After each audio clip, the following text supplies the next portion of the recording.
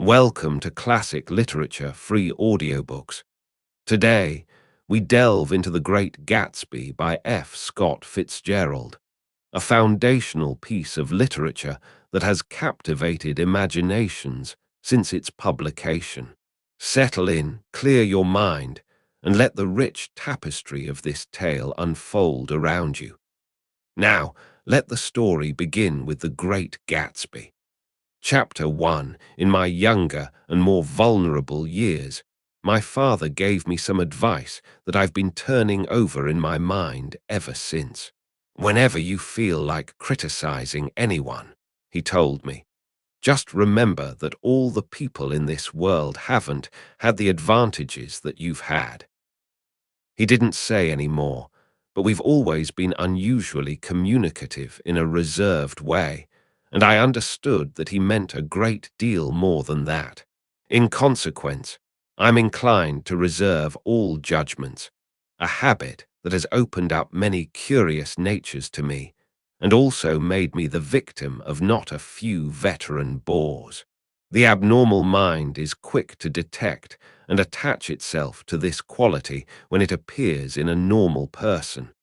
And so it came about that in college I was unjustly accused of being a politician, because I was privy to the secret griefs of wild, unknown men. Most of the confidences were unsought.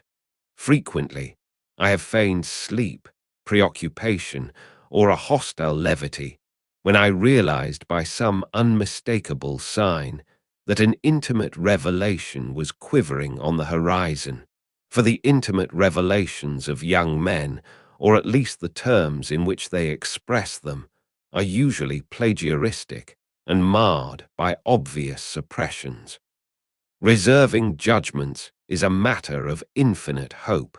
I am still a little afraid of missing something if I forget that, as my father snobbishly suggested, and I snobbishly repeat, a sense of the fundamental decencies is parcelled out unequally at birth. And after boasting this way of my tolerance, I come to the admission that it has a limit. Conduct may be founded on the hard rock or the wet marshes, but after a certain point, I don't care what it's founded on. When I came back from the East last autumn, I felt that I wanted the world to be in uniform and at a sort of moral attention forever. I wanted no more riotous excursions with privileged glimpses into the human heart.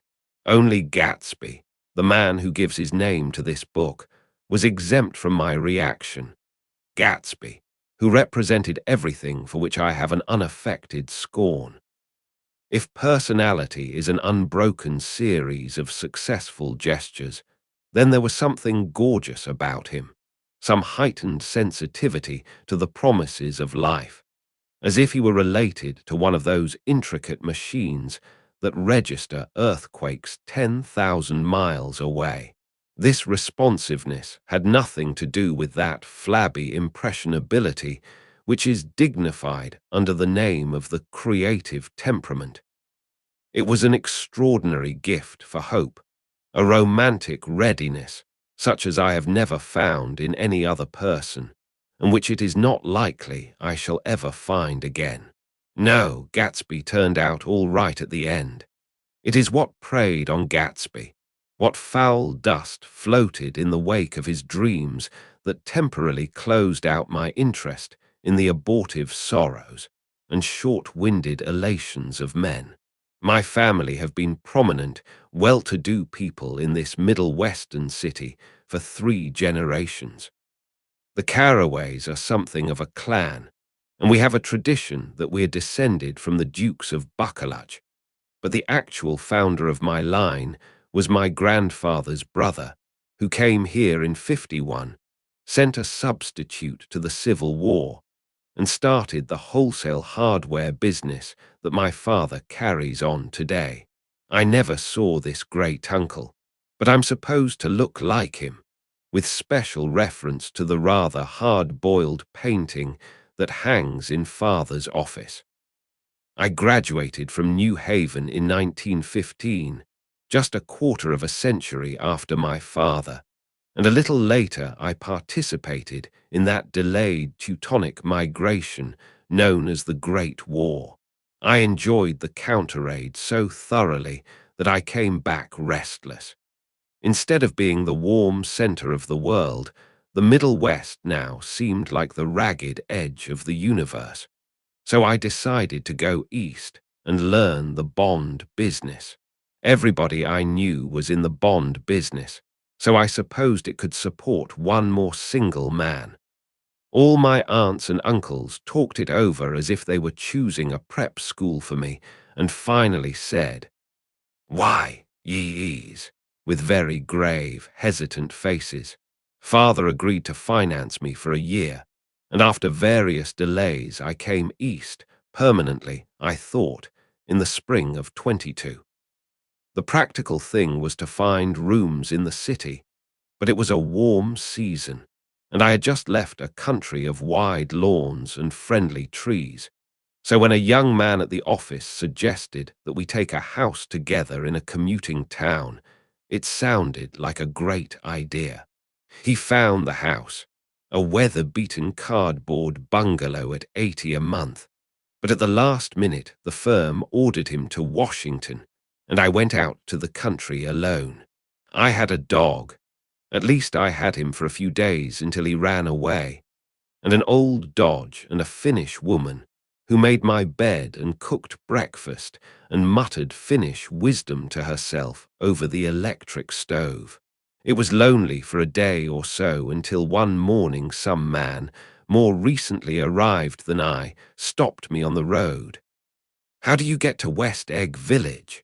he asked helplessly.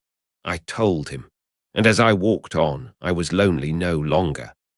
I was a guide, a pathfinder, an original settler. He had casually conferred on me the freedom of the neighborhood. And so, with the sunshine and the great bursts of leaves growing on the trees, just as things grow in fast movies, I had that familiar conviction that life was beginning over again with the summer. There was so much to read, for one thing, and so much fine health to be pulled down out of the young, breath-giving air. I bought a dozen volumes on banking and credit and investment securities, and they stood on my shelf in red and gold like new money from the mint, promising to unfold the shining secrets that only Midas and Morgan and Maecenas knew. And I had the high intention of reading many other books besides. I was rather literary in college. One year I wrote a series of very solemn and obvious editorials for the Yale News, and now I was going to bring back all such things into my life and become again that most limited of all specialists, the well-rounded man. This isn't just an epigram. Life is much more successfully looked at from a single window, after all. It was a matter of chance that I should have rented a house in one of the strangest communities in North America. It was on that slender, riotous island which extends itself due east of New York, and where there are, among other natural curiosities, two unusual formations of land. 20 miles from the city, a pair of enormous eggs, identical in contour and separated only by a courtesy bay, jut out into the most domesticated body of salt water in the Western Hemisphere, the great wet barnyard of Long Island Sound. They are not perfect ovals. Like the egg in the Columbus story, they are both crushed flat at the contact end. But their physical resemblance must be a source of perpetual wonder to the gulls that fly overhead. To the wingless, a more interesting phenomenon is their dissimilarity in every particular except shape and size. I lived at West Egg, the less fashionable of the two, though this is a most superficial tag to express the bizarre and not a little sinister contrast between them. My house was at the very tip of the egg, only 50 yards from the Sound, and squeezed between two huge places that rented for 12 or 15,000 a season. The one on my right was a colossal affair by any standard. It was a factual imitation of some Hotel de Ville in Normandy, with a tower on one side, spanking new under a thin beard of raw ivy, and a marble swimming pool, and more than 40 acres of lawn and garden. It was Gatsby's mansion. Or rather, as I didn't know Mr. Gatsby, it was a mansion inhabited by a gentleman of that name. My own house was an eyesore, but it was a small eyesore, and it had been overlooked, so I had a view of the water, a partial view of my neighbour's lawn, and the consoling proximity of millionaires, all for $80 a month. Across the courtesy bay the white palaces of fashionable East Egg glittered along the water, and the history of the summer really begins on the evening I drove over there to have dinner with the Tom Buchanans. Daisy was my second cousin once removed, and I'd known Tom in college. And just after the war, I spent 2 days with them in Chicago. Her husband, among various physical accomplishments, had been one of the most powerful ends that ever played football at New Haven, a national figure in a way. One of those men who reach such an acute limited excellence at 21 that everything afterwards savours of anticlimax. His family were enormously wealthy. Even in college, his freedom with money was a matter for reproach. But now he'd left Chicago and come east in a fashion that rather took your breath away. For instance, he'd brought down a string of polo ponies from Lake Forest. It was hard to realize that a man in my own generation was wealthy enough to do that. Why they came east, I don't know. They had spent a year in France for no particular reason, and then drifted here and there unrestfully, wherever people played polo and were rich together. This was a permanent move, said Daisy over the telephone, but I didn't believe it.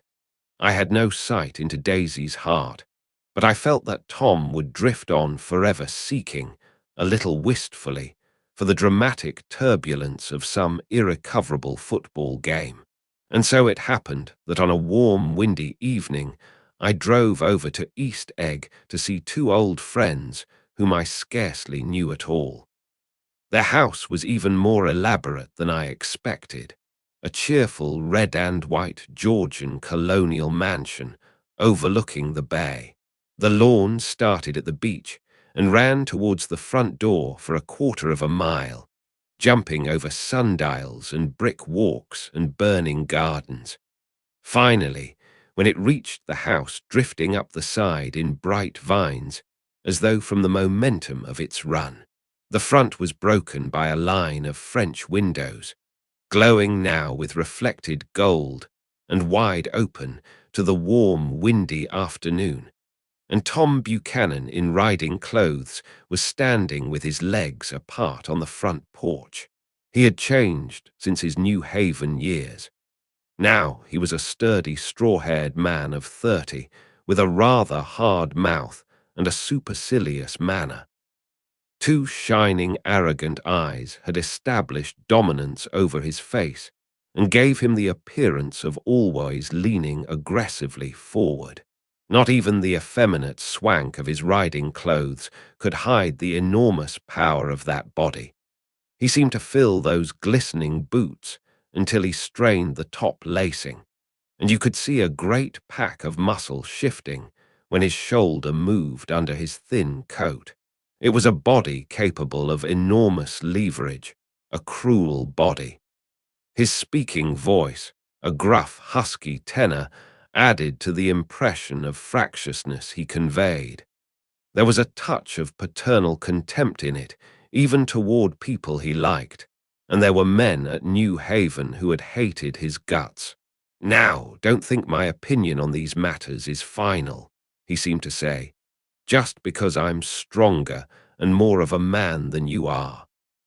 We were in the same senior society, and while we were never intimate, I always had the impression that he approved of me and wanted me to like him with some harsh, defiant wistfulness of his own. We talked for a few minutes on the sunny porch. "I've got a nice place here," he said, his eyes flashing about restlessly. Turning me around by one arm, he moved a broad, flat hand along the front vista, including in its sweep a sunken Italian garden, a half-acre of deep, pungent roses, and a snub-nosed motorboat that bumped the tide offshore. It belonged to Domain, the oil man. He turned me around again, politely and abruptly. "We'll go inside." We walked through a high hallway into a bright, rosy-colored space, fragilely bound into the house by French windows at either end. The windows were ajar and gleaming white against the fresh grass outside that seemed to grow a little way into the house. A breeze blew through the room, blue curtains in at one end and out the other like pale flags, twisting them up toward the frosted wedding cake of the ceiling, and then rippled over the wine-colored rug, making a shadow on it as wind does on the sea. The only completely stationary object in the room was an enormous couch on which two young women were buoyed up as though upon an anchored balloon. They were both in white, and their dresses were rippling and fluttering as if they had just been blown back in after a short flight around the house. I must have stood for a few moments listening to the whip and snap of the curtains and the groan of a picture on the wall. Then there was a boom as Tom Buchanan shut the rear windows, and the court wind died out about the room, and the curtains and the rugs and the two young women ballooned slowly to the floor. The younger of the two was a stranger to me. She was extended full length at her end of the divan, completely motionless, and with her chin raised a little, as if she were balancing something on it which was quite likely to fall. If she saw me out of the corner of her eyes, she gave no hint of it. Indeed, I was almost surprised into murmuring an apology for having disturbed her by coming in. The other girl, Daisy, made an attempt to rise. She leaned slightly forward with a conscientious expression. Then she laughed, an absurd, charming little laugh, and I laughed too and came forward into the room. I'm paralyzed with happiness. She laughed again, as if she said something very witty, and held my hand for a moment, looking up into my face, promising that there was no one in the world she so much wanted to see. That was a way she had. She hinted in a murmur that the surname of the balancing girl was Baker. I've heard it said that Daisy's murmur was only to make people lean toward her, an irrelevant criticism that made it no less charming. At any rate, Miss Baker's lips fluttered. She nodded at me almost imperceptibly, and then quickly tipped her head back again. The object she was balancing had obviously tottered a little and given her something of a fright. Again, a sort of apology arose to my lips. Almost any exhibition of complete self-sufficiency draws a stunned tribute from me. I looked back at my cousin, who began to ask me questions in her low, thrilling voice. It was the kind of voice that the ear follows up and down, as if each speech is an arrangement of notes that will never be played again. Her face was sad and lovely with bright things in it, bright eyes and a bright, passionate mouth. But there was an excitement in her voice that men who had cared for her found difficult to forget. A singing compulsion, a whispered listen, a promise that she had done gay, exciting things just a while since, and that there were gay, exciting things hovering in the next hour. I told her how I had stopped off in Chicago for a day on my way east, and how a dozen people had sent their love through me. "Do they miss me?" she cried ecstatically. "The whole town is desolate. All the cars have the left rear wheel painted black as a mourning wreath, and there's a persistent wail all night along the North Shore. How gorgeous! Let's go back, Tom. Tomorrow. Then she added irrelevantly, "You ought to see the baby." "I'd like to." "She's asleep. She's 3 years old. Haven't you ever seen her?" "Never." "Well, you ought to see her. She's—" Tom Buchanan, who had been hovering restlessly about the room, stopped and rested his hand on my shoulder. "What you doing, Nick? I'm a Bond man." "Who with?" I told him.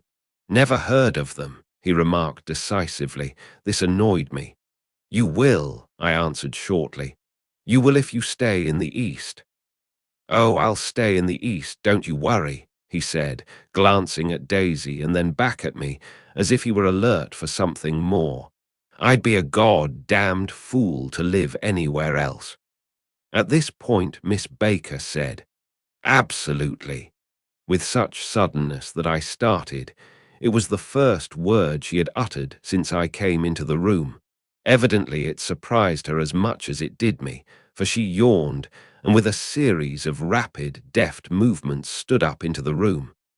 "I'm stiff," she complained. "I've been lying on that sofa for as long as I can remember." "Don't look at me," Daisy retorted. "I've been trying to get you to New York all afternoon."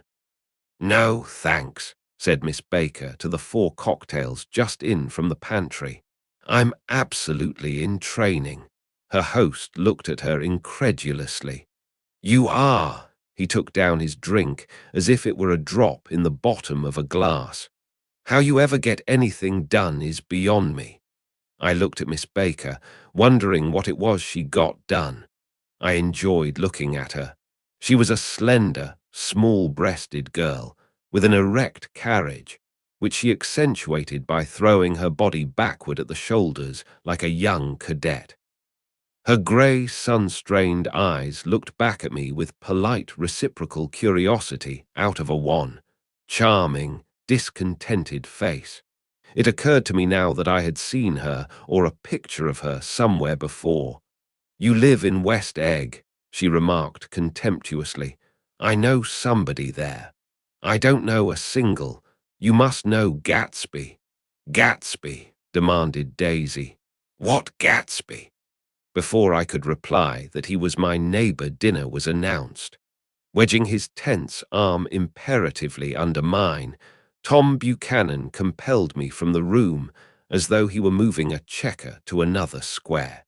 Slenderly, languidly, their hands set lightly on their hips, the 2 young women preceded us out on to a rosy-colored porch, open toward the sunset, where 4 candles flickered on the table in the diminished wind.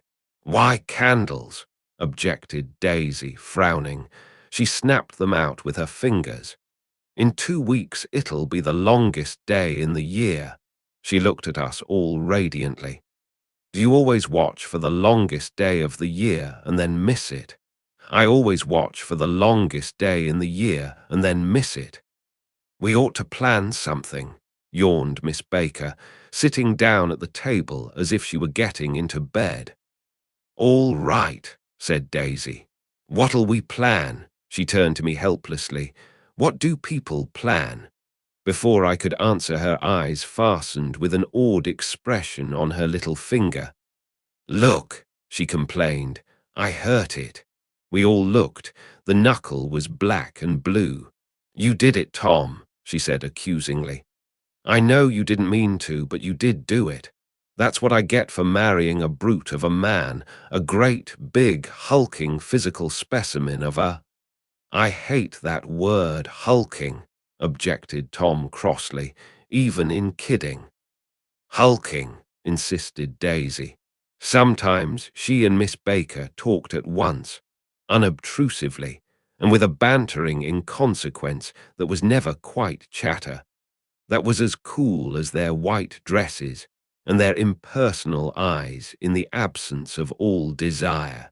They were here, and they accepted Tom and me, making only a polite, pleasant effort to entertain or to be entertained. They knew that presently dinner would be over, and a little later the evening too would be over and casually put away. It was sharply different from the West. where an evening was hurried from phase to phase towards its close, in a continually disappointed anticipation, or else in sheer nervous dread of the moment itself. "You make me feel uncivilized, Daisy," I confessed on my second glass of corky but rather impressive claret. "Can't you talk about crops or something?" I meant nothing in particular by this remark, but it was taken up in an unexpected way. "Civilization's going to pieces," broke out Tom violently. "I've gotten to be a terrible pessimist about things. Have you read The Rise of the Colored Empires by this man Goddard?" "Why, no," I answered, rather surprised by his tone. "Well, it's a fine book, and everybody ought to read it. The idea is if we don't look out, the white race will be utterly submerged. It's all scientific stuff. It's been proved." "Tom's getting very profound," said Daisy, with an expression of unthoughtful sadness. "He reads deep books with long words in them. What was that word Well, these books are all scientific," insisted Tom, glancing at her impatiently. "This fellow has worked out the whole thing. It's up to us, who are the dominant race, to watch out, or these other races will have control of things." "We've got to beat them down," whispered Daisy, winking ferociously toward the fervent sun. "You ought to live in California," began Miss Baker, but Tom interrupted her by shifting heavily in his chair. "This idea is that we're Nordics. I am, and you are, and you are, and—" After an infinitesimal hesitation, he included Daisy with a slight nod, and she winked at me again. "And we've produced all the things that go to make civilization. Oh, science and art and all that. Do you see?" There was something pathetic in his concentration, as if his complacency, more acute than of old, was not enough to him any more. When, almost immediately, the telephone rang inside, and the butler left the porch, Daisy seized upon the momentary interruption and leaned towards me. "I'll tell you a family secret," she whispered enthusiastically. "It's about the butler's nose. Do you want to hear about the butler's nose? That's why I came over tonight. Well, he wasn't always a butler. He used to be the silver polisher for some people in New York that had a silver service for 200 people. He had to polish it from morning till night, until finally it began to affect his nose. Things went from bad to worse," suggested Miss Baker. "Yes, things went from bad to worse, until finally he had to give up his position." For a moment, the last sunshine fell with romantic affection upon her glowing face. Her voice compelled me forward breathlessly as I listened. Then the glow faded, each light deserting her with lingering regret, like children leaving a pleasant street at dusk. The butler came back and murmured something close to Tom's ear, whereupon Tom frowned, pushed back his chair, and without a word went inside. As if his absence quickened something within her, Daisy leaned forward again, her voice glowing and singing. "I love to see you at my table, Nick. You remind me of a rose, an absolute rose. Doesn't he?" She turned to Miss Baker for confirmation. "An absolute rose." This was untrue. I am not even faintly like a rose. She was only extemporizing, but a stirring warmth flowed from her, as if her heart was trying to come out to you concealed in one of those breathless, thrilling words. Then, suddenly, she threw her napkin on the table and excused herself and went into the house. Miss Baker and I exchanged a short glance consciously devoid of meaning. I was about to speak when she sat up alertly and said, "S.H." in a warning voice. A subdued, impassioned murmur was audible in the room beyond, and Miss Baker leaned forward unashamed, trying to hear. The murmur trembled on the verge of coherence, sank down, mounted excitedly, and then ceased altogether.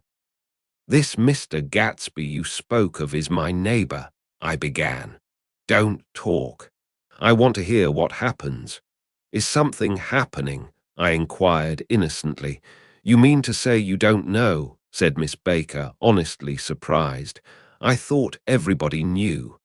"I don't." "Why?" she said hesitantly. "Tom's got some woman in New York." "Got some woman?" I repeated blankly. Miss Baker nodded. "She might have the decency not to telephone him at dinner time, don't you think?" Almost before I had grasped her meaning, there was the flutter of a dress and the crunch of leather boots, and Tom and Daisy were back at the table. "It couldn't be helped," cried Daisy with tense gaiety. She sat down, glanced searchingly at Miss Baker and then at me, and continued. "I looked outdoors for a minute, and it's very romantic outdoors. There's a bird on the lawn that I think must be a nightingale come over on the Cunard or White Star line. He's singing away," her voice sang. "It's romantic, isn't it, Tom?" "Very romantic," he said, and then miserably to me, "If it's light enough after dinner, I want to take you down to the stables." The telephone rang inside, startlingly, and as Daisy shook her head decisively at Tom, the subject of the stables, in fact all subjects, vanished into air. Among the broken fragments of the last 5 minutes at table, I remember the candles being lit again, pointlessly, and I was conscious of wanting to look squarely at everyone, and yet to avoid all eyes. I couldn't guess what Daisy and Tom were thinking, but I doubt if even Miss Baker, who seemed to have mastered a certain hardy skepticism, was able utterly to put this fifth guest's shrill metallic urgency out of mind. To a certain temperament, the situation might have seemed intriguing. My own instinct was to telephone immediately for the police. The horses, needless to say, were not mentioned again. Tom and Miss Baker, with several feet of twilight between them, strolled back into the library, as if to a vigil beside a perfectly tangible body. While trying to look pleasantly interested and a little deaf, I followed Daisy around a chain of connecting verandas to the porch in front. In its deep gloom, we sat down side by side on a wicker settee. Daisy took her face in her hands as if feeling its lovely shape, and her eyes moved gradually out into the velvet dusk. I saw that turbulent emotions possessed her, so I asked what I thought would be some sedative questions about her little girl. "We don't know each other very well, Nick," she said suddenly, "even if we are cousins. You didn't come to my wedding. I wasn't back from the war." "That's true," she hesitated. "Well, I've had a very bad time, Nick, and I'm pretty cynical about everything." Evidently, she had reason to be. I waited, but she didn't say any more, and after a moment I returned rather feebly to the subject of her daughter. "I suppose she talks and eats and everything." "Oh, yes." She looked at me absently. "Listen, Nick. Let me tell you what I said when she was born. Would you like to hear?" "Very much. It'll show you how I've gotten to feel about things." Well, she was less than an hour old, and Tom was God knows where. I woke up out of the ether with an utterly abandoned feeling and asked the nurse right away if it was a boy or a girl. She told me it was a girl, and so I turned my head away and wept. "All right," I said. "I'm glad it's a girl. And I hope she'll be a fool. That's the best thing a girl can be in this world, a beautiful little fool. You see, I think everything's terrible anyhow," she went on in a convinced way. "Everybody thinks so, the most advanced people. And I know, I've been everywhere and seen everything and done everything." Her eyes flashed around her in a defiant way, rather like Tom's, and she laughed with thrilling scorn. Sophisticated. God, I'm sophisticated. The instant her voice broke off, ceasing to compel my attention, my belief, I felt the basic insincerity of what she had said. It made me uneasy, as though the whole evening had been a trick of some sort to exact a contributory emotion from me. I waited, and sure enough, in a moment she looked at me with an absolute smirk on her lovely face, as if she had asserted her membership in a rather distinguished secret society to which she and Tom belonged. Inside, the crimson room bloomed with light. Tom and Miss Baker sat at either end of the long couch, and she read aloud to him from the Saturday Evening Post, the words, murmurous and uninflected, running together in a soothing tune. The lamplight, bright on his boots and dull on the autumn leaf yellow of her hair, glinted along the paper as she turned a page with a flutter of slender muscles in her arms. When we came in, she held us silent for a moment with a lifted hand. To be continued, she said, tossing the magazine on the table, in our very next issue. Her body asserted itself with a restless movement of her knee, and she stood up. 10 o'clock, she remarked, apparently finding the time on the ceiling. Time for this good girl to go to bed. Jordan's going to play in the tournament tomorrow, explained Daisy, over at Westchester. Oh, you're Jordan Baker. I knew now why her face was familiar. Its pleasing, contemptuous expression had looked out at me from many rotogravure pictures of the sporting life at Asheville and Hot Springs and Palm Beach. I had heard some story of her too, a critical, unpleasant story, but what it was I had forgotten long ago. Good night, she said softly. Wake me at 8, won't you? If you'll get up. I will. Good night, Mr. Carraway. See you anon. Of course you will, confirmed Daisy. In fact, I think I'll arrange a marriage. Come over often, Nick, and I'll fling you together. You know, lock you up accidentally in linen closets and push you out to sea in a boat and all that sort of thing. Good night, called Miss Baker from the stairs. I haven't heard a word. She's a nice girl, said Tom after a moment. They oughtn't to let her run around the country this way. Who oughtn't to? Inquired Daisy coldly. Her family. Her family is one aunt about 1,000 years old. Besides, Nick's going to look after her, aren't you, Nick? She's going to spend lots of weekends out here this summer. I think the home influence will be very good for her. Daisy and Tom looked at each other for a moment in silence. Is she from New York? I asked quickly. From Louisville. Our white girlhood was passed together there. Our beautiful white. Did you give Nick a little heart-to-heart talk on the veranda? Demanded Tom suddenly. Did I? She looked at me.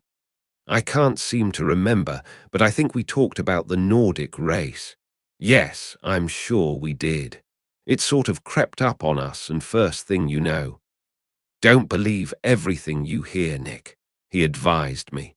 I said lightly that I had heard nothing at all, and a few minutes later I got up to go home.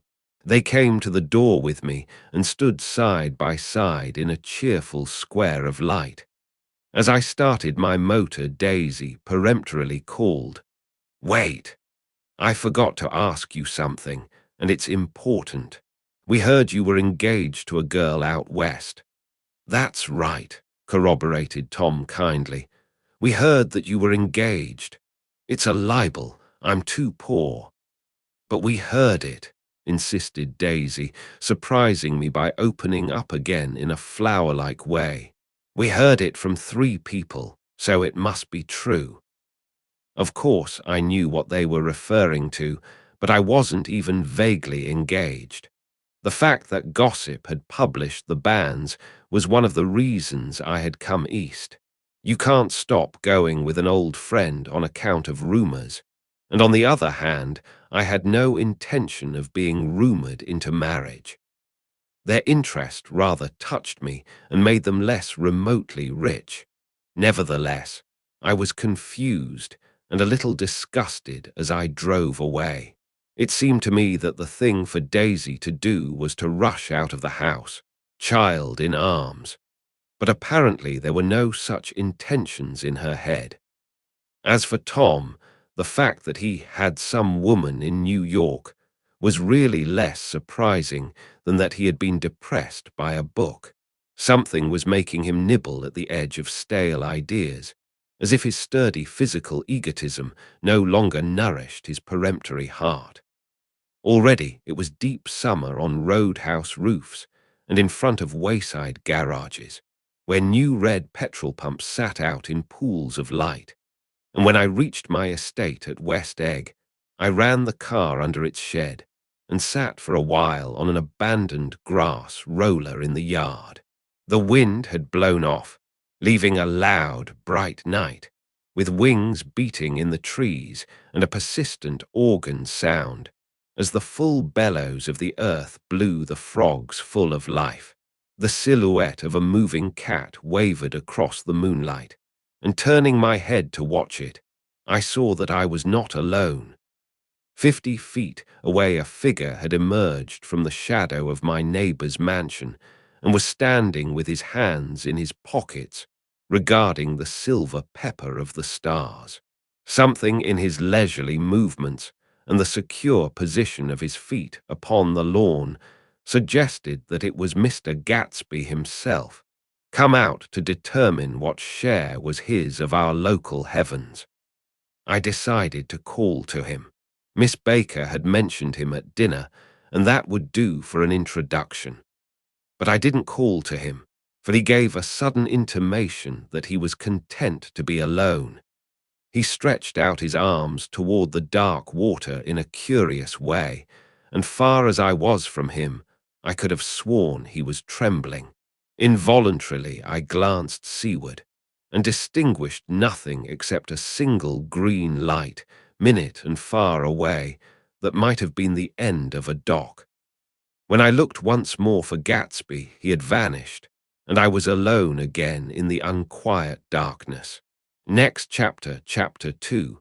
About halfway between West Egg and New York, the motor road hastily joins the railroad and runs beside it for 1/4 of a mile, so as to shrink away from a certain desolate area of land. This is a valley of ashes, a fantastic farm where ashes grow like wheat into ridges and hills and grotesque gardens, where ashes take the forms of houses and chimneys and rising smoke, and finally, with a transcendent effort, of ash-grey men, who move dimly and already crumbling through the powdery air. Occasionally a line of grey cars crawls along an invisible track, gives out a ghastly creak, and comes to rest. And immediately the ash-grey men swarm up with leaden spades and stir up an impenetrable cloud, which screens their obscure operations from your sight. But above the grey land and the spasms of bleak dust which drift endlessly over it, you perceive, after a moment, the eyes of Dr. T.J. Eckelberg. The eyes of Dr. T.J. Eckelberg are blue and gigantic. Their retinas are 1 yard high. They look out of no face, but instead from a pair of enormous yellow spectacles which pass over a non-existent nose. Evidently some wild wag of an oculist set them there to fatten his practice in the borough of Queens, and then sank down himself into eternal blindness, or forgot them and moved away. But his eyes, dimmed a little by many paintless days, under sun and rain, brood on over the solemn dumping ground.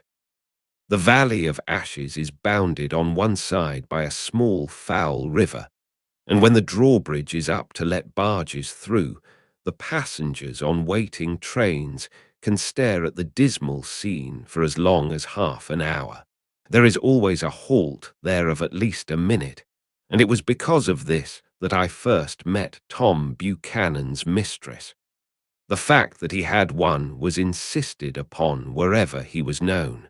His acquaintances resented the fact that he turned up in popular cafes with her, and leaving her at a table, sauntered about, chatting with whomsoever he knew.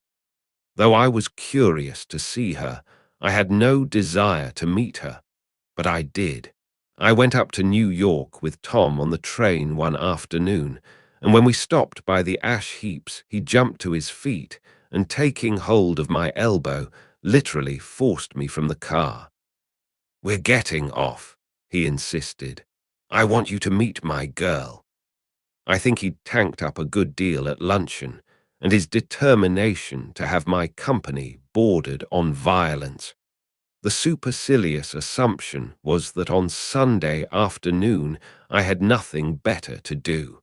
I followed him over a low whitewashed railroad fence, and we walked back 100 yards along the road under Dr. Eckelberg's persistent stare.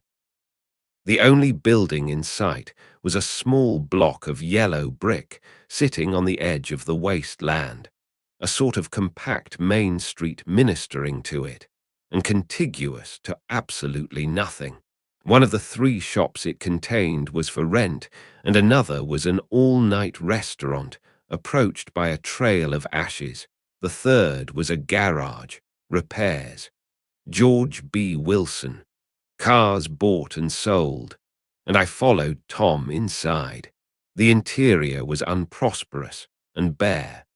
The only car visible was the dust-covered wreck of a Ford which crouched in a dim corner. It had occurred to me that this shadow of a garage must be a blind, and that sumptuous and romantic apartments were concealed overhead, when the proprietor himself appeared in the door of an office, wiping his hands on a piece of waste. He was a blond, spiritless man, anemic and faintly handsome. When he saw us, a damp gleam of hope sprang into his light blue eyes. "Hello, Wilson, old man," said Tom, slapping him jovially on the shoulder. "How's business?" "I can't complain," answered Wilson unconvincingly. "When are you going to sell me that car?" "Next week. I've got my man working on it now." "Works pretty slow, don't he?" "No, he doesn't," said Tom coldly. "And if you feel that way about it, maybe I'd better sell it somewhere else after all." "I don't mean that," explained Wilson quickly. "I just meant—" His voice faded off, and Tom glanced impatiently around the garage. Then I heard footsteps on a stairs, and in a moment the thickish figure of a woman blocked out the light from the office door. She was in the middle 30s and faintly stout, but she carried her flesh sensuously as some women can. Her face, above a spotted dress of dark blue créaptachine, contained no facet or gleam of beauty, but there was an immediately perceptible vitality about her, as if the nerves of her body were continually smouldering.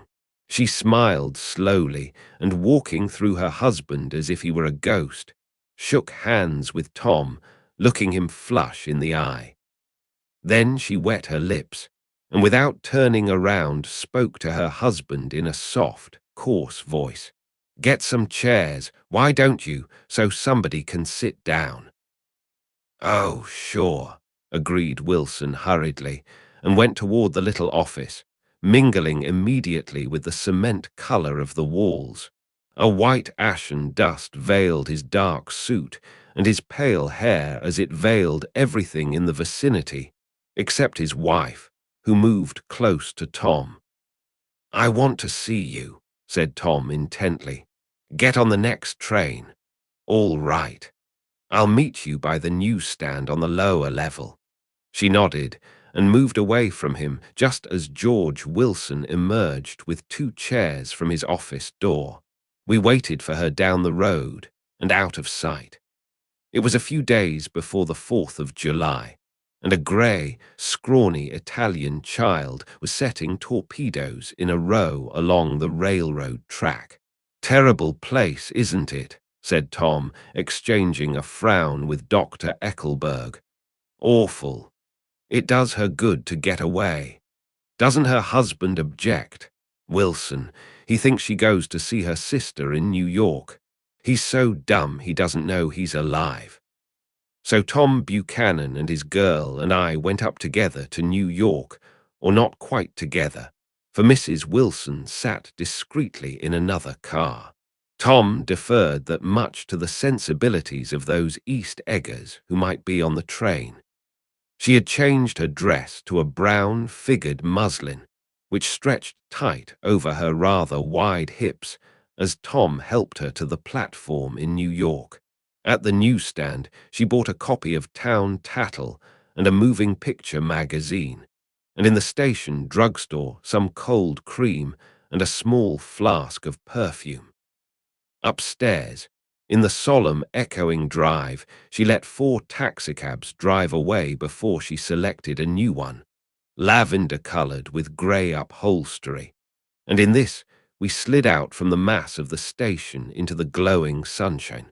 But immediately she turned sharply from the window and, leaning forward, tapped on the front glass. "I want to get one of those dogs," she said earnestly. "I want to get one for the apartment.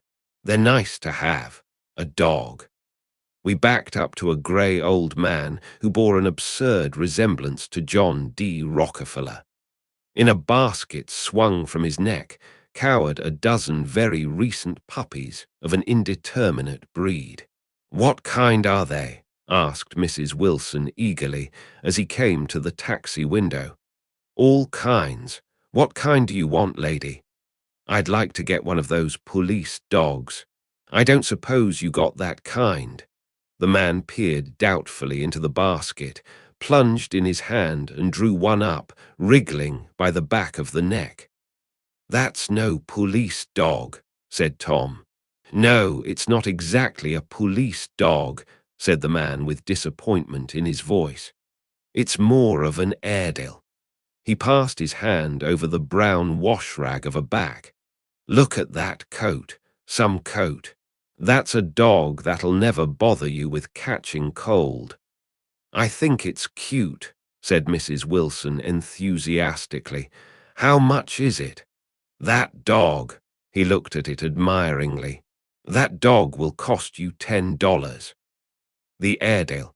Undoubtedly there was an Airedale concerned in it somewhere, though its feet were startlingly white, changed hands and settled down into Mrs. Wilson's lap, where she fondled the weatherproof coat with rapture.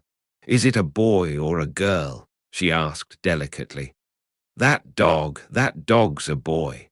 "It's a bitch," said Tom decisively. "Here's your money. Go and buy 10 more dogs with it." We drove over to Fifth Avenue, warm and soft, almost pastoral, on the summer Sunday afternoon. I wouldn't have been surprised to see a great flock of white sheep turn the corner. "Hold on," I said. "I have to leave you here." "No, you don't," interposed Tom quickly. "Myrtle'll be hurt if you don't come up to the apartment. Won't you, Myrtle?" "Come on," she urged. "I'll telephone my sister Catherine. She's said to be very beautiful by people who ought to know." "Well, I'd like to, but—" We went on, cutting back again over the park toward the West Hundreds. At 158th Street, the cab stopped at one slice in a long white cake of apartment houses. Throwing a regal homecoming glance around the neighborhood, Mrs. Wilson gathered up her dog and her other purchases and went haughtily in. "I'm going to have the Marquise come up," she announced as we rose in the elevator. "And of course, I got to call up my sister, too." The apartment was on the top floor, a small living room, a small dining room, a small bedroom, and a bath. The living room was crowded to the doors with a set of tapestried furniture, entirely too large for it, so that to move about was to stumble continually over scenes of ladies swinging in the gardens of Versailles. The only picture was an over-enlarged photograph, apparently a hen sitting on a blurred rock.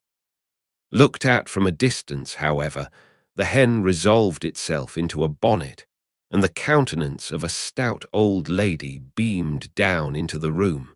Several old copies of Town Tattle lay on the table together with a copy of Simon called Peter and some of the small scandal magazines of Broadway. Mrs. Wilson was first concerned with the dog.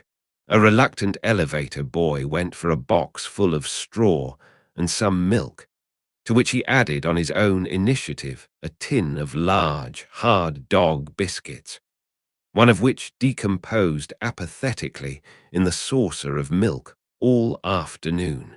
Meanwhile, Tom brought out a bottle of whiskey from a locked bureau door.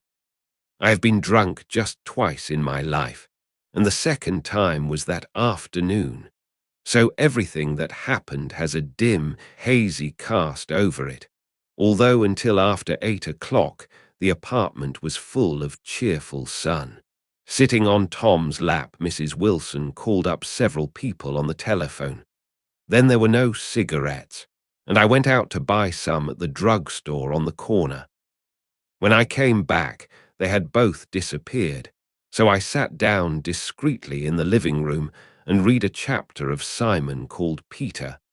Either it was terrible stuff or the whiskey distorted things, because it didn't make any sense to me. Just as Tom and Myrtle, after the first drink, Mrs. Wilson and I called each other by our first names, reappeared, company commenced to arrive at the apartment door.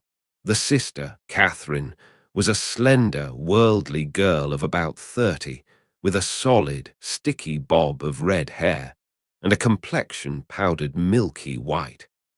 Her eyebrows had been plucked and then drawn on again at a more rakish angle, but the efforts of nature toward the restoration of the old alignment gave a blurred air to her face.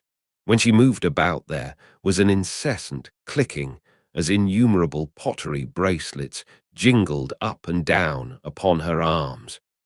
She came in with such a proprietary haste and looked around so possessively at the furniture that I wondered if she lived here.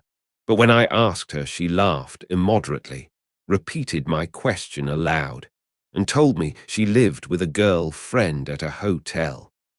Mr. McKee was a pale, feminine man from the flat below. He had just shaved, for there was a white spot of lather on his cheekbone, and he was most respectful in his greeting to everyone in the room. He informed me that he was in the artistic game, and I gathered later that he was a photographer and had made the dim enlargement of Mrs. Wilson's mother, which hovered like an ectoplasm on the wall. His wife was shrill, languid, handsome, and horrible. She told me with pride that her husband had photographed her 127 times since they had been married.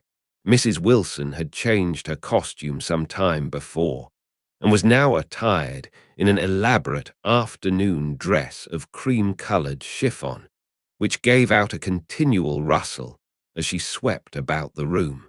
With the influence of the dress, her personality had also undergone a change. The intense vitality that had been so remarkable in the garage was converted into impressive hauteur. Her laughter, her gestures, her assertions became more violently affected moment by moment, and as she expanded, the room grew smaller around her, until she seemed to be revolving on a noisy, creaking pivot through the smoky air. "My dear," she told her sister in a high, mincing shout, "most of these fellas will cheat you every time. All they think of is money. I had a woman up here last week to look at my feet, and when she gave me the bill, you'd have thought she had my appendicitis out."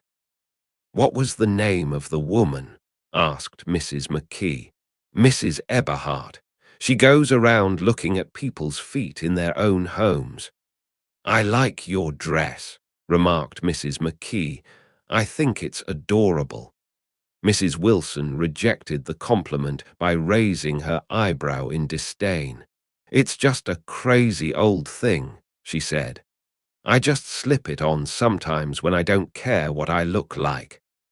"But it looks wonderful on you, if you know what I mean," pursued Mrs. McKee. "If Chester could only get you in that pose, I think he could make something of it." We all looked in silence at Mrs. Wilson, who removed a strand of hair from over her eyes and looked back at us with a brilliant smile. Mr. McKee regarded her intently with his head on one side, and then moved his hand back and forth slowly in front of his face. "I should change the light," he said after a moment. "I'd like to bring out the modeling of the features, and I'd try to get hold of all the back hair." "I wouldn't think of changing the light," cried Mrs. McKee.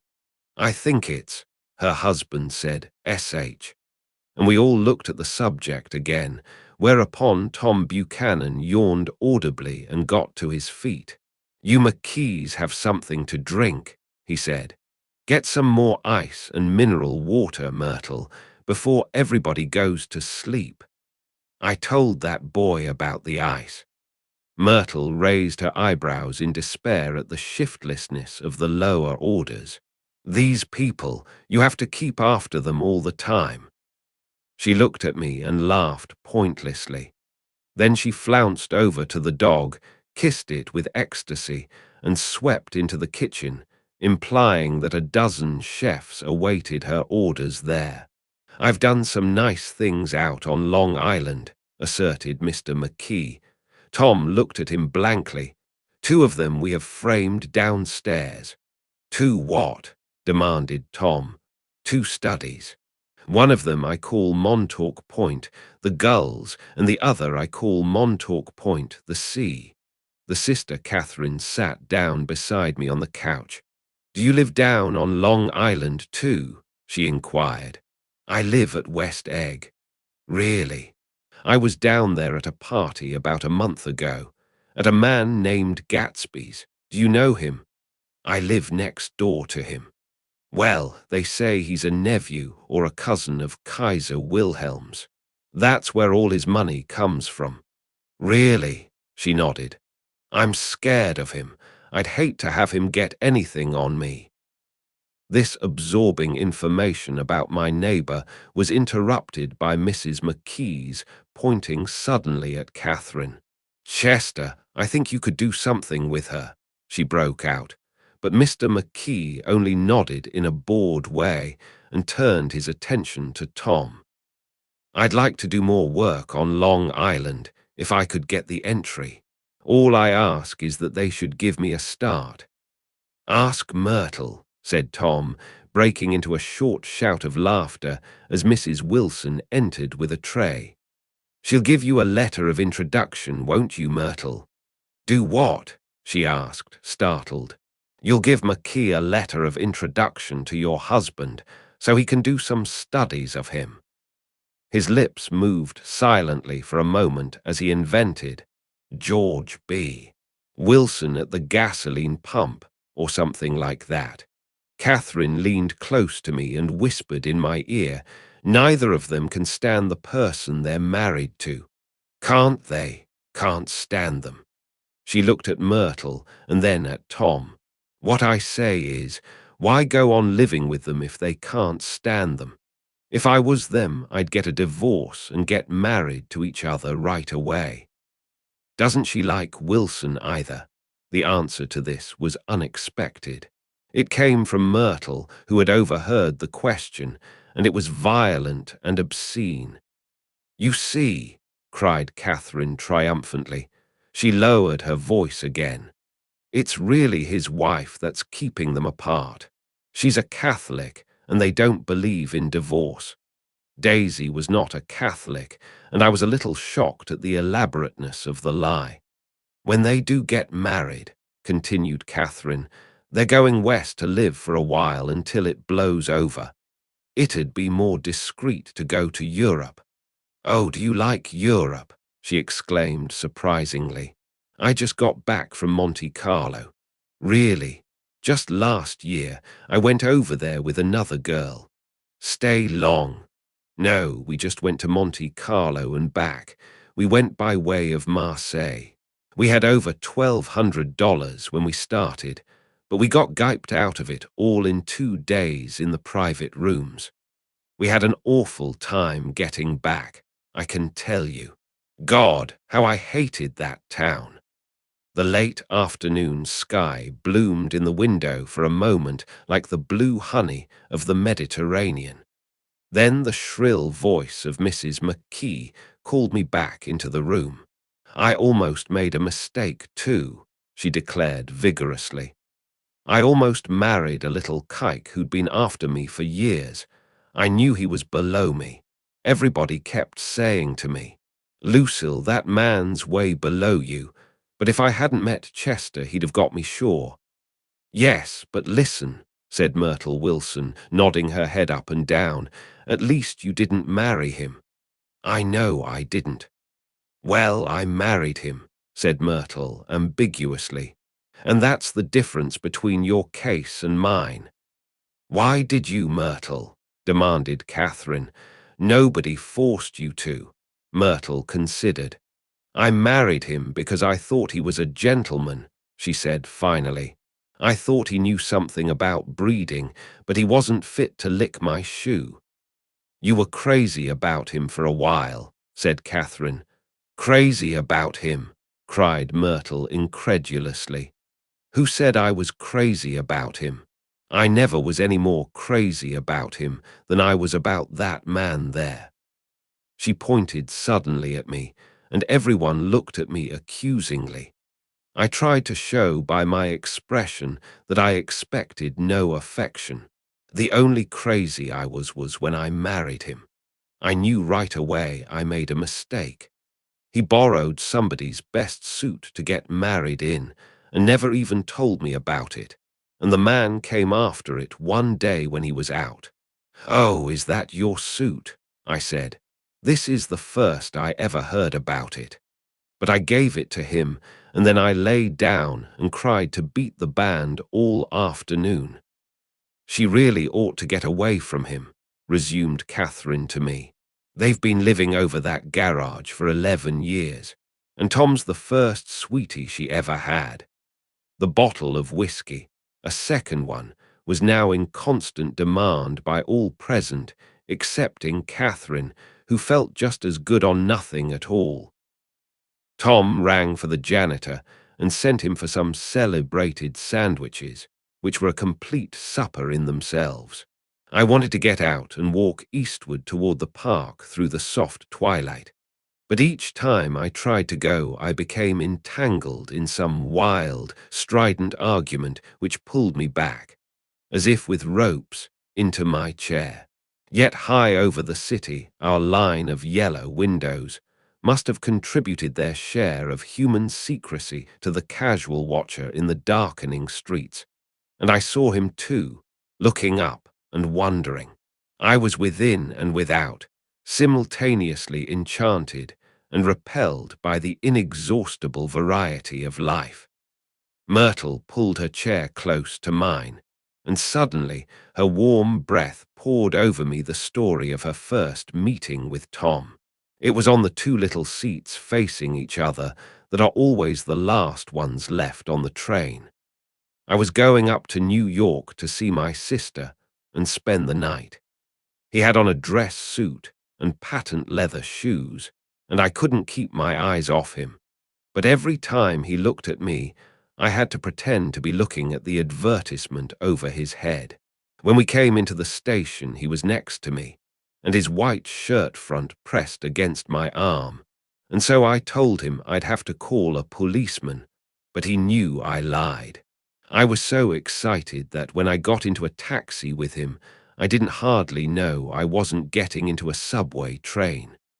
All I kept thinking about, over and over, was, "You can't live forever. You can't live forever." She turned to Mrs. McKee, and the room rang full of her artificial laughter. "My dear," she cried, "I'm going to give you this dress as soon as I'm through with it." I've got to get another one tomorrow. I'm going to make a list of all the things I've got to get. A massage and a wave and a collar for the dog and one of those cute little ashtrays where you touch a spring and a wreath with a black silk bow for Mother's grave that'll last all summer. I got to write down a list so I won't forget all the things I got to do. It was 9 o'clock. Almost immediately afterward, I looked at my watch and found it was 10. Mr. McKee was asleep on a chair with his fists clenched in his lap, like a photograph of a man of action. Taking out my handkerchief, I wiped from his cheek the spot of dried lather that had worried me all the afternoon. The little dog was sitting on the table looking with blind eyes through the smoke, and from time to time groaning faintly. People disappeared, reappeared, made plans to go somewhere, and then lost each other, searched for each other, found each other a few feet away. Sometime toward midnight, Tom Buchanan and Mrs. Wilson stood face to face discussing, in impassioned voices, whether Mrs. Wilson had any right to mention Daisy's name. "Daisy, Daisy, Daisy," shouted Mrs. Wilson. "I'll say it whenever I want to. Daisy." "Die." Making a short, deft movement, Tom Buchanan broke her nose with his open hand. Then there were bloody towels upon the bathroom floor, and women's voices scolding, and high over the confusion a long, broken wail of pain. Mr. McKee awoke from his doze and started in a daze toward the door. When he had gone halfway, he turned around and stared at the scene, his wife and Catherine scolding and consoling as they stumbled here and there among the crowded furniture with articles of aid, and the despairing figure on the couch, bleeding fluently, and trying to spread a copy of Town Tattle over the tapestry scenes of Versailles. Then Mr. McKee turned and continued on out the door. Taking my hat from the chandelier, I followed. "Come to lunch some day," he suggested, as we groaned down in the elevator. "Where? Anywhere. Keep your hands off the lever," snapped the elevator boy. "I beg your pardon," said Mr. McKee with dignity. "I didn't know I was touching it." "All right," I agreed. "I'll be glad to." I was standing beside his bed, and he was sitting up between the sheets, clad in his underwear, with a great portfolio in his hands. Beauty and the Beast, Loneliness, Old Grocery Horse, Brooklyn Bridge. Then I was lying half asleep in the cold lower level of the Pennsylvania station, staring at the Morning Tribune and waiting for the 4 o'clock train. Next chapter, Chapter 3, there was music from my neighbor's house through the summer nights. In his blue gardens, men and girls came and went like moths among the whisperings and the champagne and the stars. At high tide in the afternoon, I watched his guests diving from the tower of his raft, or taking the sun on the hot sand of his beach, while his 2 motorboats slit the waters of the Sound, drawing aquaplanes over cataracts of foam. On weekends, his Rolls-Royce became an omnibus, bearing parties to and from the city between 9 in the morning and long past midnight, while his station wagon scampered like a brisk yellow bug to meet all trains. And on Mondays 8 servants, including an extra gardener, toiled all day with mops and scrubbing brushes and hammers and garden shears, repairing the ravages of the night before. Every Friday, 5 crates of oranges and lemons arrived from a fruiterer in New York. Every Monday, these same oranges and lemons left his back door in a pyramid of pulpless halves. There was a machine in the kitchen which could extract the juice of 200 oranges in half an hour if a little button was pressed 200 times by a butler's thumb. At least once a fortnight, a corps of caterers came down with several hundred feet of canvas and enough colored lights to make a Christmas tree of Gatsby's enormous garden. On buffet tables, garnished with glistening hors d'oeuvre, spiced baked hams crowded against salads of harlequin designs, and pastry pigs and turkeys bewitched to a dark gold. In the main hall, a bar with a real brass rail was set up, and stocked with gins and liquors, and with cordials so long forgotten that most of his female guests were too young to know one from another. By 7 o'clock, the orchestra has arrived. No thin five-piece affair, but a whole pitful of oboes and trombones and saxophones and viols and cornets and piccolos, and low and high drums. The last swimmers have come in from the beach now and are dressing upstairs.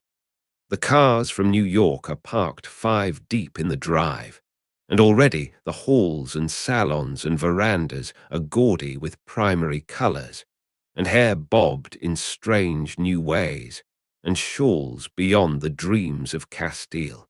The bar is in full swing, and floating rounds of cocktails permeate the garden outside, until the air is alive with chatter and laughter, and casual innuendo and introductions forgotten on the spot, and enthusiastic meetings between women who never knew each other's names. The lights grow brighter as the earth lurches away from the sun, and now the orchestra is playing yellow cocktail music, and the opera of voices pitches a key higher. Laughter is easier minute by minute, spilled with prodigality, tipped out at a cheerful word. The groups change more swiftly, swell with new arrivals, dissolve and form in the same breath. Already there are wanderers, confident girls who weave here and there among the stouter and more stable, become for a sharp, joyous moment the center of a group, and then, excited with triumph, glide on through the sea change of faces and voices and color under the constantly changing light.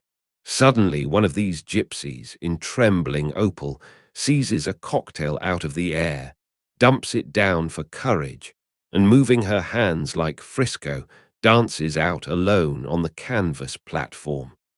A momentary hush. The orchestra leader varies his rhythm obligingly for her, and there is a burst of chatter as the erroneous news goes around that she is Gilda Gray's understudy from the Follies. The party has begun. I believe that on the first night I went to Gatsby's house, I was one of the few guests who had actually been invited. People were not invited, they went there.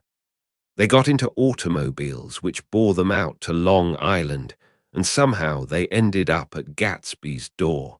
Once there they were introduced by somebody who knew Gatsby, and after that they conducted themselves according to the rules of behavior associated with an amusement park. Sometimes they came and went without having met Gatsby at all, came for the party with a simplicity of heart that was its own ticket of admission. I had been actually invited. A chauffeur in a uniform of robin's egg blue crossed my lawn early that Saturday morning with a surprisingly formal note from his employer. The honor would be entirely Gatsby's, it said, if I would attend his little party that night. He had seen me several times, and had intended to call on me long before, but a peculiar combination of circumstances had prevented it. Signed Jay Gatsby, in a majestic hand. Dressed up in white flannels, I went over to his lawn a little after 7, and wandered around rather ill at ease among swirls and eddies of people I didn't know, though here and there was a face I had noticed on the commuting train.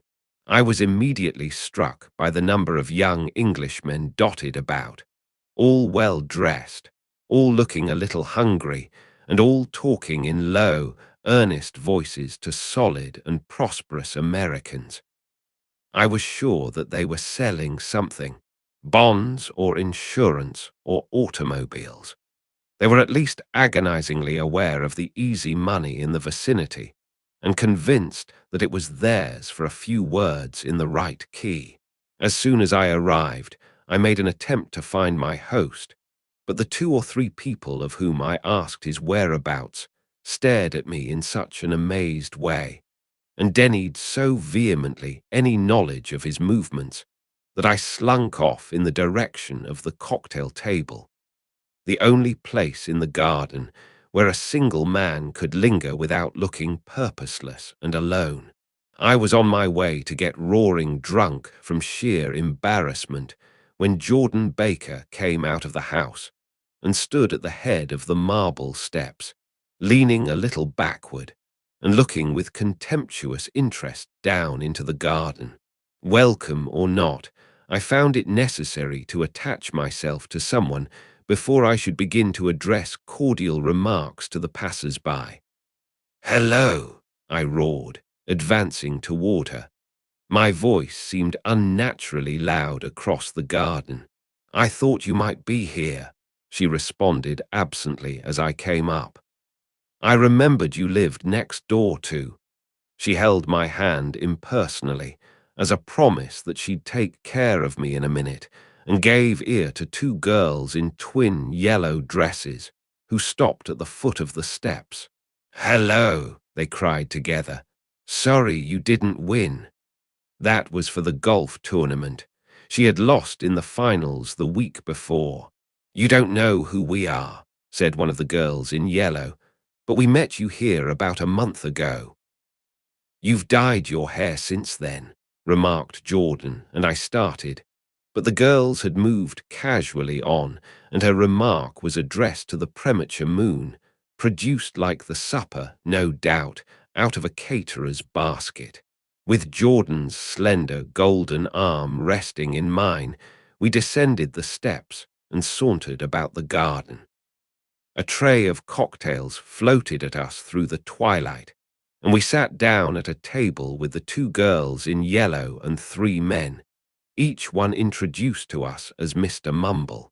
"Do you come to these parties often?" inquired Jordan of the girl beside her. "The last one was the one I met you at," answered the girl in an alert, confident voice. She turned to her companion. "Wasn't it for you, Lucille?" It was for Lucille, too. "I like to come," Lucille said. "I never care what I do, so I always have a good time. When I was here last, I tore my gown on a chair, and he asked me my name and address. Inside of a week, I got a package from Cruaria's with a new evening gown in it." "Did you keep it?" asked Jordan. "Sure I did. I was going to wear it tonight, but it was too big in the bust and had to be altered. It was gas blue with lavender beads, $265. "There's something funny about a fellow that'll do a thing like that," said the other girl eagerly. "He doesn't want any trouble with anybody." "Who doesn't?" I inquired. "Gatsby. Somebody told me." The 2 girls and Jordan leaned together confidentially. "Somebody told me they thought he killed a man once." A thrill passed over all of us. The 3 Mr. Mumbles bent forward and listened eagerly. "I don't think it's so much that," argued Lucille skeptically. "It's more that he was a German spy during the war." One of the men nodded in confirmation. "I heard that from a man who knew all about him, grew up with him in Germany," he assured us positively. "Oh, no," said the first girl. "It couldn't be that, because he was in the American army during the war." As our credulity switched back to her, she leaned forward with enthusiasm. "You look at him sometimes when he thinks nobody's looking at him. I'll bet he killed a man." She narrowed her eyes and shivered. Lucille shivered. We all turned and looked around for Gatsby. It was testimony to the romantic speculation. He inspired that there were whispers about him from those who had found little that it was necessary to whisper about in this world. The first supper, there would be another one after midnight, was now being served. and Jordan invited me to join her own party, who were spread around a table on the other side of the garden. There were 3 married couples and Jordan's escort, a persistent undergraduate given to violent innuendo, and obviously under the impression that sooner or later Jordan was going to yield him up her person to a greater or lesser degree. Instead of rambling, this party had preserved a dignified homogeneity and assumed to itself the function of representing the staid nobility of the countryside. East Egg condescending to West Egg and carefully on guard against its spectroscopic gaiety. "Let's get out," whispered Jordan after a somehow wasteful and inappropriate half-hour. "This is much too polite for me." We got up, and she explained that we were going to find the host. I had never met him, she said, and it was making me uneasy. The undergraduate nodded in a cynical, melancholy way. The bar where we glanced first was crowded, but Gatsby was not there.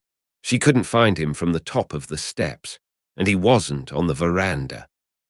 On a chance, we tried an important-looking door and walked into a high Gothic library, panelled with carved English oak, and probably transporting complete from some ruin overseas. A stout, middle-aged man with enormous owl-eyed spectacles was sitting somewhat drunk on the edge of a great table, staring with unsteady concentration at the shelves of books. As we entered, he wheeled excitedly around and examined Jordan from head to foot. "What do you think?" he demanded impetuously. "About what?" He waved his hand toward the bookshelves. "About that. As a matter of fact, you needn't bother to ascertain. I ascertained. They're real." "The books," he nodded.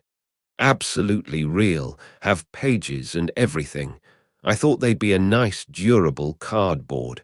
Matter of fact, they're absolutely real. Pages, and here, lemme show you." Taking our skepticism for granted, he rushed to the bookcases and returned with volume 1 of the Stoddard lectures.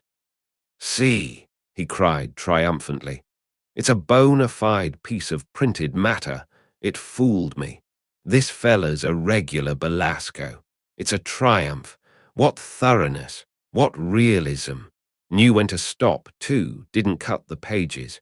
But what do you want? What do you expect?" He snatched the book from me and replaced it hastily on its shelf, muttering that if 1 brick was removed, the whole library was liable to collapse. "Who brought you?" he demanded. "Or did you just come?" "I was brought. Most people were brought." Jordan looked at him alertly, cheerfully, without answering. "I was brought by a woman named Roosevelt," he continued. "Mrs. Claude Roosevelt. Do you know her? I met her somewhere last night. I've been drunk for about a week now, and I thought it might sober me up to sit in a library." "Has it?" "A little bit, I think. I can't tell yet. I've only been here an hour. Did I tell you about the books? They're real. There, you told us." We shook hands with him gravely and went back outdoors. There was dancing now on the canvas in the garden. Old men pushing young girls backward in eternal graceless circles. Superior couples holding each other tortuously, fashionably, and keeping in the corners. And a great number of single girls dancing individually or relieving the orchestra for a moment of the burden of the banjo or the traps. By midnight the hilarity had increased. A celebrated tenor had sung in Italian, and a notorious contralto had sung in jazz, and between the numbers people were doing stunts all over the garden, while happy, vacuous bursts of laughter rose toward the summer sky. A pair of stage twins, who turned out to be the girls in yellow, did a baby act in costume, and champagne was served in glasses bigger than finger bowls. The moon had risen higher, and floating in the sound was a triangle of silver scales, trembling a little to the stiff, tinny drip of the banjos on the lawn. I was still with Jordan Baker. We were sitting at a table with a man of about my age and a rowdy little girl who gave way upon the slightest provocation to uncontrollable laughter. I was enjoying myself now. I had taken 2 finger bowls of champagne, and the scene had changed before my eyes into something significant, elemental, and profound. At a lull in the entertainment, the man looked at me and smiled. "Your face is familiar," he said politely. "Weren't you in the 1st Division during the war?" "Why, yes. I was in the 28th Infantry. I was in the 16th until June 1918. I knew I'd seen you somewhere before." We talked for a moment about some wet, grey little villages in France. Evidently, he lived in this vicinity, for he told me that he had just bought a hydroplane and was going to try it out in the morning. "Want to go with me, old sport, just near the shore along the Sound." "What time?" "Any time that suits you best." It was on the tip of my tongue to ask his name when Jordan looked around and smiled. "Having a gay time now?" she inquired. "Much better." I turned again to my new acquaintance. "This is an unusual party for me. I haven't even seen the host. I live over there." I waved my hand at the invisible hedge in the distance, and this man Gatsby sent over his chauffeur with an invitation. For a moment he looked at me as if he failed to understand. "I'm Gatsby," he said suddenly. "What?" I exclaimed. "Oh, I beg your pardon. I thought you knew, old sport. I'm afraid I'm not a very good host." He smiled understandingly, much more than understandingly. It was one of those rare smiles with a quality of eternal reassurance in it that you may come across 4 or 5 times in life. It faced, or seemed to face, the whole eternal world for an instant, and then concentrated on you with an irresistible prejudice in your favor. It understood you just so far as you wanted to be understood, believed in you as you would like to believe in yourself, and assured you that it had precisely the impression of you that, at your best, you hoped to convey. Precisely at that point it vanished, and I was looking at an elegant young roughneck, a year or two over 30, whose elaborate formality of speech just missed being absurd. Some time before he introduced himself, I'd got a strong impression that he was picking his words with care. Almost at the moment, when Mr. Gatsby identified himself, a butler hurried toward him with the information that Chicago was calling him on the wire. He excused himself with a small bow that included each of us in turn. "If you want anything, just ask for it, old sport," he urged me. "Excuse me, I will rejoin you later." When he was gone, I turned immediately to Jordan, constrained to assure her of my surprise. I had expected that Mr. Gatsby would be a florid and corpulent person in his middle years. "Who is he?" I demanded. "Do you know? He's just a man named Gatsby." "Where is he from, I mean? And what does he do?" "Now you're started on the subject," she answered with a wan smile.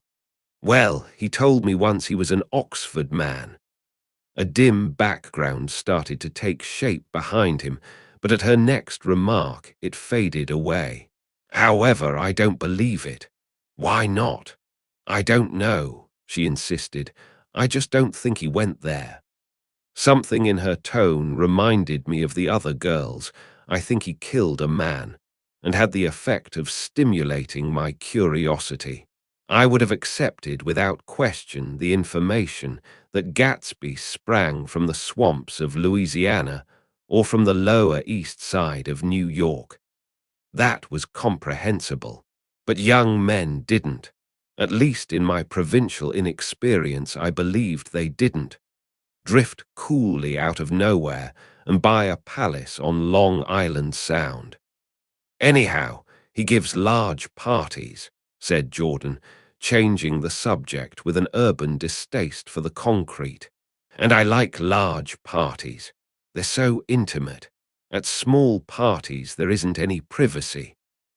There was the boom of a bass drum, and the voice of the orchestra leader rang out suddenly above the echolalia of the garden. "Ladies and gentlemen," he cried, "at the request of Mr. Gatsby, we are going to play for you Mr. Vladimir Tostof's latest work, which attracted so much attention at Carnegie Hall last May. If you read the papers, you know there was a big sensation." He smiled with jovial condescension and added, "Some sensation," whereupon everybody laughed. "The piece is known," he concluded lustily, "as Vladimir Tostof's Jazz History of the World." The nature of Mr. Tostof's composition eluded me, because just as it began my eyes fell on Gatsby, standing alone on the marble steps and looking from one group to another with approving eyes. His tanned skin was drawn attractively tight on his face, and his short hair looked as though it were trimmed every day. I could see nothing sinister about him. I wondered if the fact that he was not drinking helped to set him off from his guests, for it seemed to me that he grew more correct as the fraternal hilarity increased. When the Jazz History of the World was over, girls were putting their heads on men's shoulders in a puppyish, convivial way. Girls were swooning backward playfully into men's arms, even into groups, knowing that someone would arrest their falls. But no one swooned backward on Gatsby, and no French bob touched Gatsby's shoulder, and no singing quartets were formed with Gatsby's head for one link. "I beg your pardon." Gatsby's butler was suddenly standing beside us. "Miss Baker," he inquired, "I beg your pardon, but Mr. Gatsby would like to speak to you alone." "With me?" she exclaimed in surprise. "Yes, madame." She got up slowly, raising her eyebrows at me in astonishment, and followed the butler toward the house. I noticed that she wore her evening dress, all her dresses, like sports clothes. There was a jauntiness about her movements, as if she had first learned to walk upon golf courses on clean, crisp mornings. I was alone, and it was almost 2. For some time, confused and intriguing sounds had issued from a long, many-windowed room which overhung the terrace, eluding Jordan's undergraduate, who was now engaged in an obstetrical conversation with 2 chorus girls, and who implored me to join him. I went inside. The large room was full of people. One of the girls in yellow was playing the piano, and beside her stood a tall, red-haired young lady from a famous chorus, engaged in song. She had drunk a quantity of champagne, and during the course of her song she had decided, ineptly, that everything was very, very sad. She was not only singing, she was weeping too. Whenever there was a pause in the song, she filled it with gasping, broken sobs, and then took up the lyric again in a quavering soprano. The tears coursed down her cheeks, not freely, however, for when they came into contact with her heavily beaded eyelashes, they assumed an inky color and pursued the rest of their way in slow black rivulets. A humorous suggestion was made that she sing the notes on her face, whereupon she threw up her hands, sank into a chair, and went off into a deep vinous sleep. "She had a fight with a man who says he's her husband," explained a girl at my elbow. I looked around. Most of the remaining women were now having fights with men said to be their husbands. Even Jordan's party, the quartet from East Egg, were rent asunder by dissension. One of the men was talking with curious intensity to a young actress, and his wife, after attempting to laugh at the situation in a dignified and indifferent way, broke down entirely and resorted to flank attacks. At intervals, she appeared suddenly at his side like an angry diamond and hissed, "You promised," into his ear. The reluctance to go home was not confined to wayward men. The hall was at present occupied by two deplorably sober men and their highly indignant wives. The wives were sympathizing with each other in slightly raised voices. "Whenever he sees I'm having a good time, he wants to go home. Never heard anything so selfish in my life. We're always the first ones to leave." "So are we." "Well, we're almost the last tonight," said one of the men sheepishly. "The orchestra left half an hour ago." In spite of the wives' agreement that such malevolence was beyond credibility, the dispute ended in a short struggle, and both wives were lifted, kicking, into the night. As I waited for my hat in the hall, the door of the library opened, and Jordan Baker and Gatsby came out together.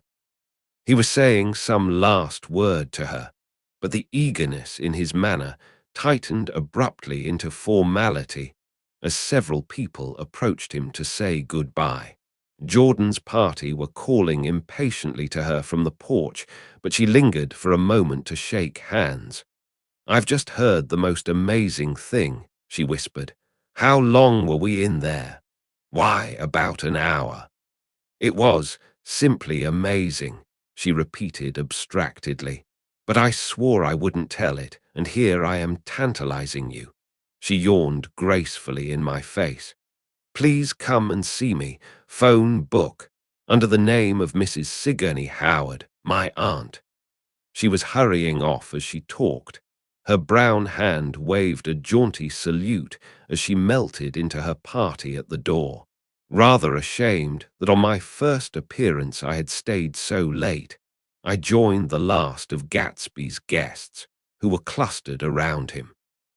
I wanted to explain that I'd hunted for him early in the evening and to apologize for not having known him in the garden. "Don't mention it," he enjoined me eagerly. "Don't give it another thought, old sport." The familiar expression held no more familiarity than the hand which reassuringly brushed my shoulder. "And don't forget we're going up in the hydroplane tomorrow morning at 9 o'clock. Then the butler, behind his shoulder, "Philadelphia wants you on the phone, sir." "All right, in a minute. Tell them I'll be right there. Good night." "Good night. Good night." He smiled, and suddenly there seemed to be a pleasant significance in having been among the last to go, as if he had desired it all the time. "Good night, old sport. Good night." But as I walked down the steps, I saw that the evening was not quite over. 50 feet from the door, a dozen headlights illuminated a bizarre and tumultuous scene. In the ditch beside the road, right side up, but violently shorn of one wheel, rested a new coupe which had left Gatsby's drive not 2 minutes before. The sharp jut of a wall accounted for the detachment of the wheel, which was now getting considerable attention from half a dozen curious chauffeurs.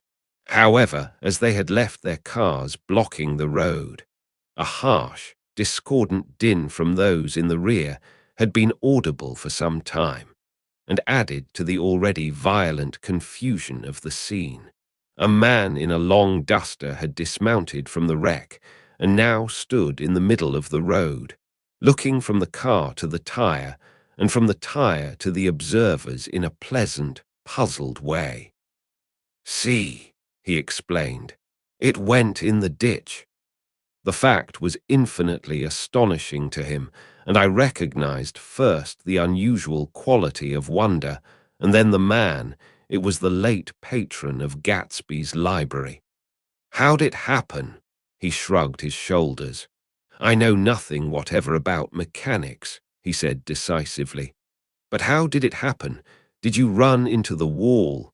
"Don't ask me," said Owl Eyes, washing his hands of the whole matter. I know very little about driving, next to nothing. It happened, and that's all I know. Well, if you're a poor driver, you oughtn't to try driving at night. But I wasn't even trying, he explained indignantly. I wasn't even trying. An awed hush fell upon the bystanders. Do you want to commit suicide? You're lucky it was just a wheel, a bad driver, and not even trying. You don't understand, explained the criminal. I wasn't driving. There's another man in the car. The shock that followed this declaration found voice in a sustained RHH as the door of the coupe swung slowly open. The crowd, it was now a crowd, stepped back involuntarily, and when the door had opened wide, there was a ghostly pause.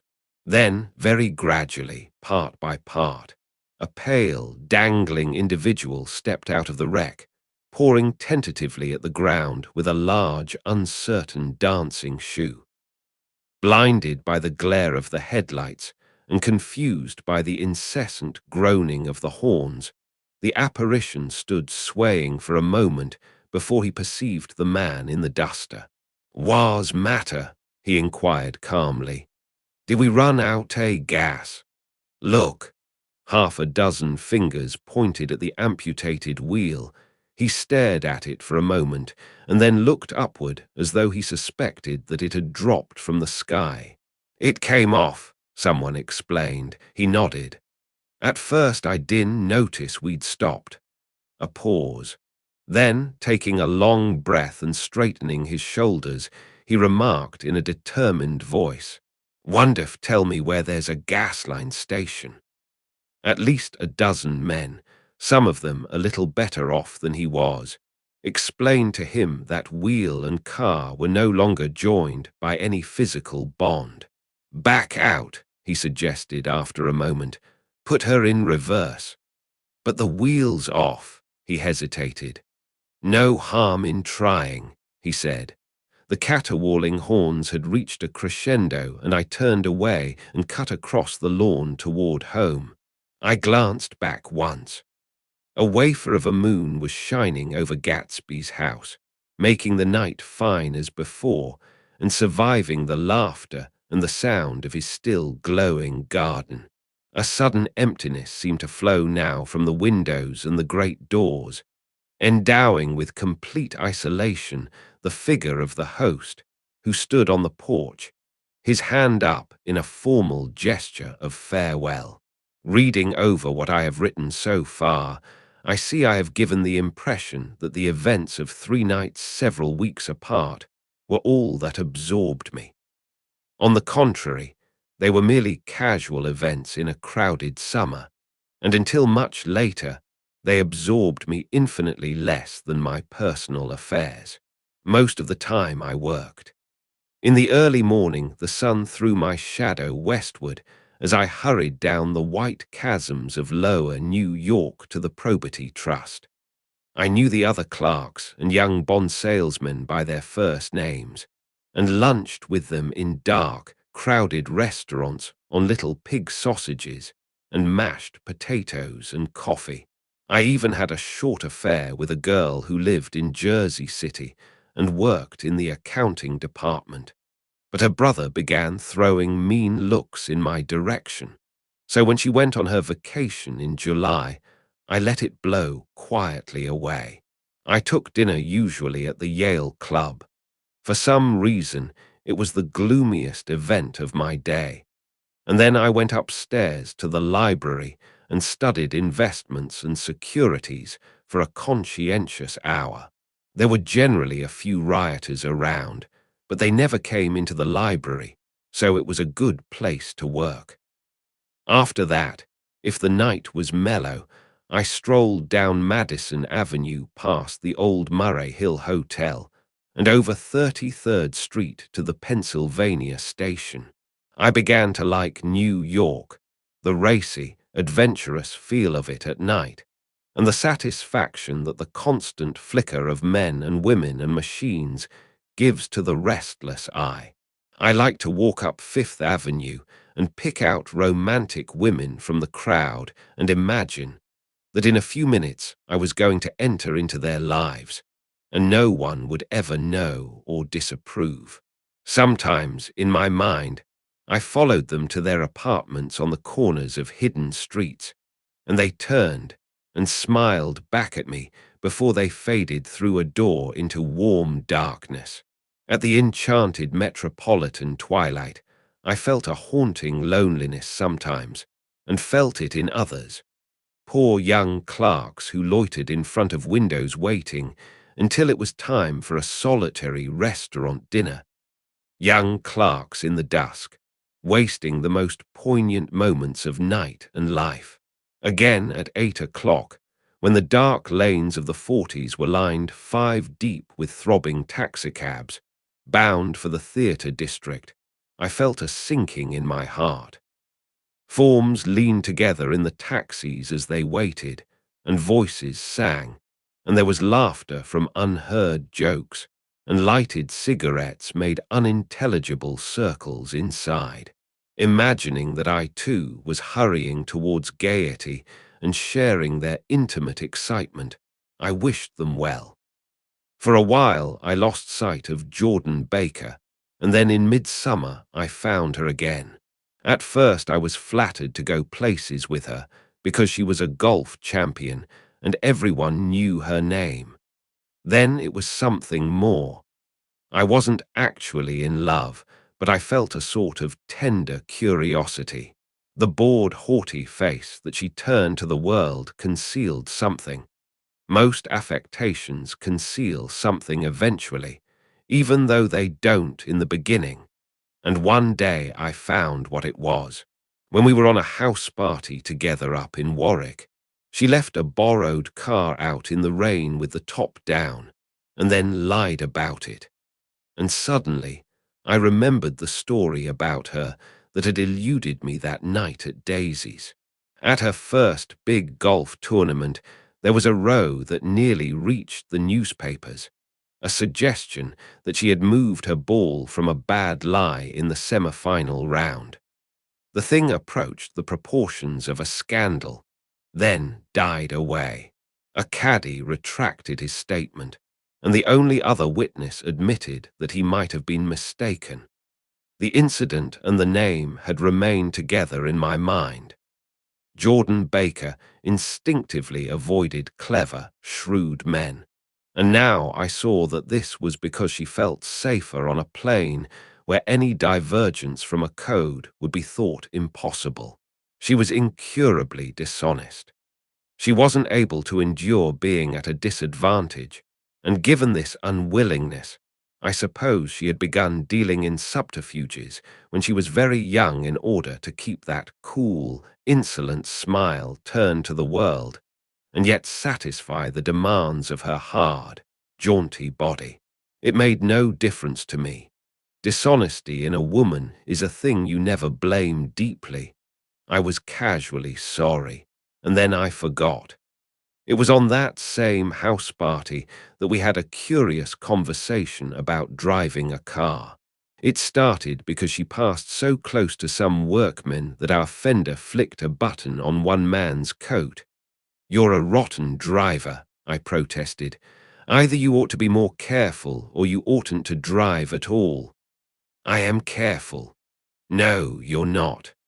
"Well, other people are," she said lightly. "What's that got to do with it?" "They'll keep out of my way," she insisted.